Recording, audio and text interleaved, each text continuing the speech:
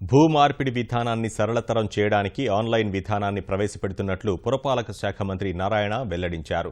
ప్రస్తుతం ఇళ్లు, భవన ప్రణాళిక అనుమతుల ఆన్లైన్ విధానానికి మంచి స్పందన కనిపిస్తోందని చెప్పారు. రాష్ట్ర వ్యాప్తంగా 11,655 దరఖాస్తులు రాగా 76% మేరకు పరిష్కరించామన్నారు. అన్ని ధ్రువపత్రాలు ఉంటే 2 నిమిషాల్లో ఆన్లైన్ ద్వారా ఇంటి అనుమతులను పొందే అవకాశం కల్పించామన్నారు. గుంటూరు పట్టణాభివృద్ధిపురంలో capital real estate developers association భవనాన్ని ప్రారంభించిన మంత్రి నవ్యాంధ్రప్రదేశ్లో రియల్ ఎస్టేట్ రంగం అభివృద్ధి చెందాలని ఆకాంక్షించారు. రాజధాని ప్రాంతంలో భూ సమీకరణలో ఇవ్వని 1600 ఎకరాల భూమిని భూసేకరణ ద్వారా పూర్తి చేస్తున్నామని తెలిపారు. ఆన్లైన్ సిస్టమ్ ఈ నెలాఖరాకు రాబోతుంది. ఈ మంత్ ఎండింగ్.